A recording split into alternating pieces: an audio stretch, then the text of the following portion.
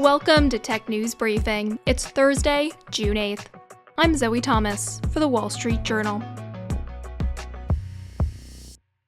Investigations by The Wall Street Journal and researchers at Stanford University and the University of Massachusetts Amherst have found that Instagram helps connect and promote a vast network of accounts openly devoted to the commission and purchase of underage sex content. These pedophilic accounts are brazen about their interest, using hashtags like pedo-whore and preteen sex to search for sellers of child sex material.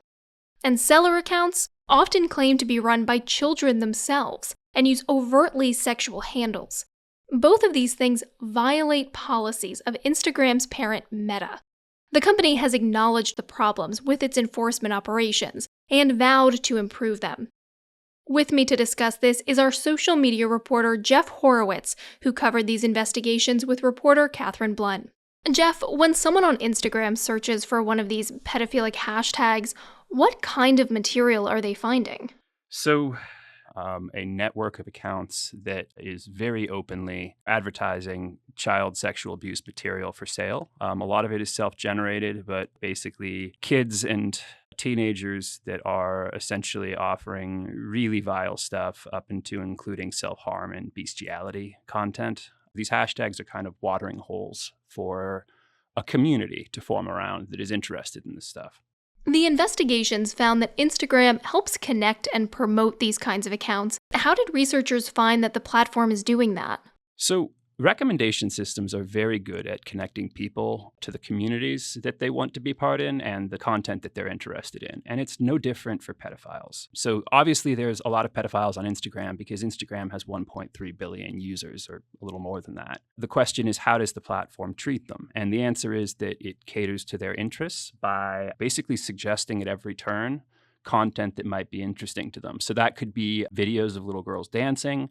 That could be if they enter a hashtag that is a little creepy, it might suggest another version of it that has, say, an indication that it is going to be specifically devoted to child pornography. It might be suggesting that they look at similar pages to, or similar accounts to one that is purporting to sell underage sex content.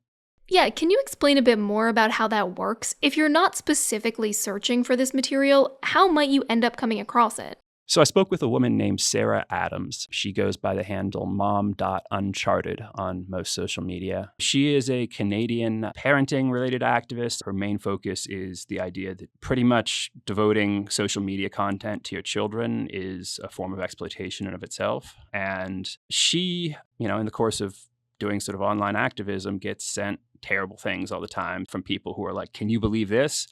And one of those accounts was, and I'm sorry to have to use these words, were named incest toddlers. And it was a meme account of pro-pedophilia memes. She reported it to Instagram, didn't think anything more about it, just took a few seconds to just click a few buttons and basically say, what's going on? This is terrible. Take it down.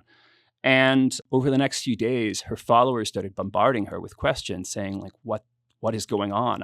When I look at your profile, I'm being told to check out incest toddlers. And this is actually the algorithm working exactly as it is intended to do, which is that the people who are interested in incest toddlers, the pro-pedophilia meme page, are very strongly interested to it, right? That's a niche community with obviously serving a particular audience. But I would say that if you are really uninterested in this stuff, it's not like Instagram's going to shove it in your face. I think that the question isn't whether Instagram is trying to push everyone toward pedophilia so much as whether the platform is facilitating the formation of a community that normalizes and facilitates the grooming and abuse of children. The promotion of underage sex content violates Instagram's rules as well as federal law. So what has Meta, the parent company of Instagram, said about the findings in these investigations? So in response to what we and Stanford and UMass have all been talking to the company about, they have removed thousands of hashtags. They've moved large numbers of posts. They're planning future actions. They have set up a child safety task force internally. And they have discovered some operational failures. So one thing that was happening is that a glitch, sort of a software glitch, was causing them to discard many user reports of child sexual abuse without reviewing them. and they have found that and fixed it. That's what the company says. They have also given their moderators new training, suggesting that maybe they should be a little bit more proactive in taking down this stuff, is, I think, the takeaway. They've also said they are working on preventing their recommendation systems from recommending that suspicious, aka potentially pedophilic accounts, don't get recommended to each other and aren't allowed to follow each other. Jeff, the laws around child sex content are extremely broad.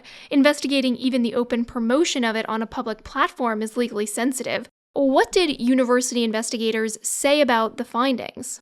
So the university researchers, I think, were all very surprised that this was this bad. I think everyone kind of generally understands that these are, chronic problems. But the thing that I think came as a shock to everyone was, that this has been allowed to sort of fester and grow to the scale it has. I think there was an expectation that a company such as Meta, with the resources that it does and the need to make sure that their platform is safe for advertisers and kids, that they wouldn't have done a better job without prompting.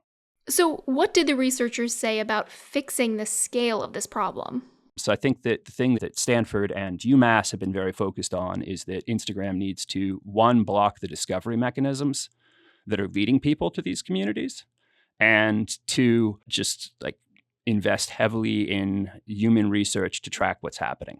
How does the problem on Instagram compare to other social media platforms? This is difficult to say. Stanford focused on this network sort of open child sex content sellers, and they operate across platforms. They have links to Snapchat, to Twitter, and so forth. But really, the center of it was Instagram. I think a lot of that comes down to just sort of platform features. To some degree, Instagram makes it so easy to see who's following who and recommends so many different things and recommends connections, not just content, that it's sort of a higher risk place. That was our reporter, Jeff Horowitz. Thanks for joining us, Jeff. Happy to. And that's it for today's Tech News Briefing. For more tech stories, head over to our website, WSJ.com. I'm Zoe Thomas for the Wall Street Journal. Thanks for listening.